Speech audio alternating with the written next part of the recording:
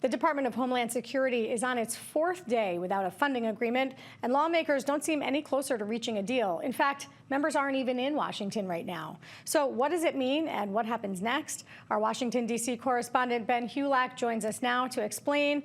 Ben, great to talk to you.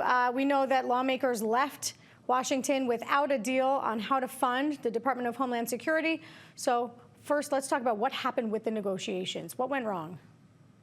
There really was no clear path to any sort of deal, and that became pretty apparent last week. Democrats want fairly, to the eyes of many immigration advocates, modest overhauls, changes to DHS. They want things like the requirement that DHS officers, immigration officers in particular, identify themselves when they're interacting with the public, take down their masks when they're doing immigration enforcement sweeps efforts, and comply with judicial warrants, and also not racially profile people who are walking by, passersby. And those are all non-starters for most Republicans here on the Hill. And that's why the funding lapse, in a nutshell, has happened. Ben, some Republicans say, look, we've already compromised. They said they would add body cameras. They said they would agree to various de-escalation measures and some other things. They're not willing to go any further. So then what happens? We know that the deadline was last Thursday. What happens now that they didn't reach a deal? We're in what's known as a partial government shutdown. This is sort of a funky government shutdown, though. It's not at all like what happened in the fall, which was across the board spending freeze, where agencies, programs, staff were really halted. This is peculiar because DHS, 90% of staff at DHS cannot take a day off in a shutdown like this. They are required to work without pay. So, for example, folks working security lines in TSA at the airport, they have to report to work. Coast Guard has to report to work. People who work in law enforcement or national security posts, which is a lot of TSA, have to report to work. FEMA too, right? We know emergency response. That's right. And also from the large Republican bill, the Trump administration calls it the one big beautiful bill. Folks might have heard that term. In that bill, Republicans funded DHS for many years on out. So the things that are shut down are TSA, which is often this pressure point during shutdowns, but it's not the real arms of immigration enforcement that Democrats want to change. So there's we're really at an impasse because the pressure has yet to build to the public, and everything else the government funds is running.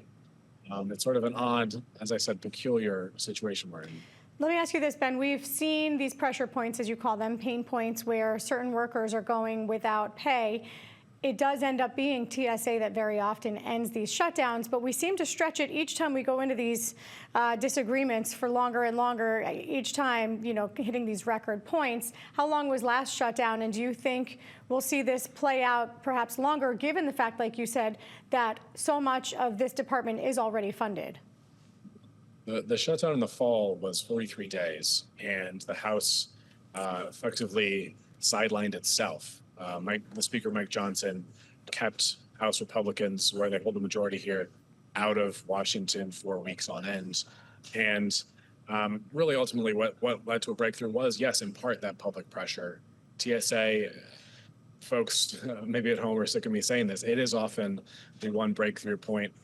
The acting head, this is sort of a grim picture to paint, but the acting head of TSA told House members in testimony before Congress last week that her staff are still recovering from the government shutdown in the fall. People are sleeping in their cars in airport parking lots. They're donating blood and plasma. They're picking up second jobs just to get by.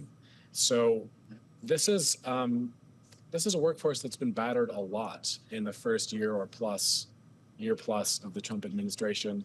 The government shutdown of the fall, the current shutdown, and then across the board, if we remember back to last spring, across the board layoffs and reductions in force from the Elon Musk pseudo-government agency known as DOGE. Yeah. So really they've been battered a lot in recent months.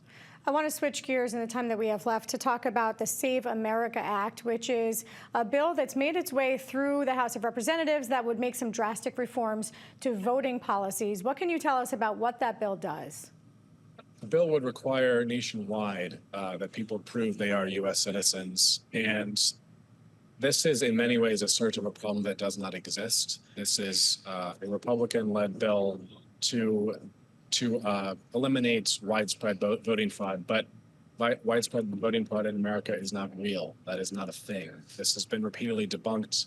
It was debunked in the first Trump administration when Trump himself set up a task force to pursue this topic, and it's been debunked again by study after study. Let's talk about, Ben, what things would change in this bill. And specifically, I want to look at, in one part, the impact on female voters in America who are married. Right. So this really could come down to a really massive paperwork problem.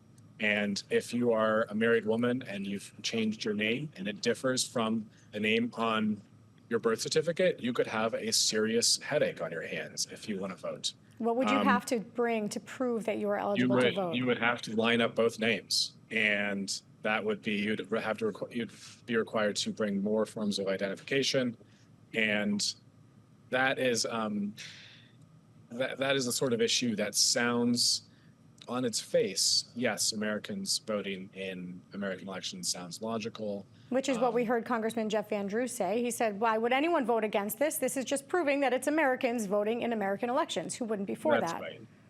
That's right. But as is, Americans are the people who are voting in American elections. And I would hasten to add, under federal law, it is a crime to vote as a non-U.S. citizen in U.S. elections. It is already in statute. This would also allow ICE to seize voter rolls, yes?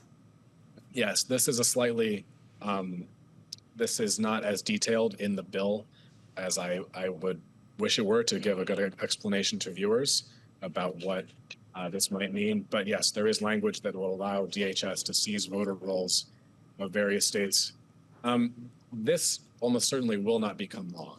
I should also. Yeah, where does it stand in the Senate? It is likely dead on arrival in the Senate. There simply are not enough votes to overcome the Senate filibuster. And some Republicans who are concerned about it, yes? There are also Republicans, yes, who are concerned about it. Lisa Murkowski, in particular, from Alaska, a state that is reliant on mail-in voting and mail-in ballots. This would make it extremely hard in a rural, massive state like Alaska to vote by mail.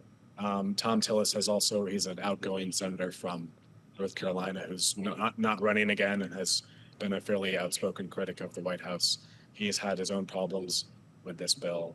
And alone, Democrats would have the votes to block this. Yeah. This is the latest variety of a bill that has been changed, amended, tweaked in recent Congresses.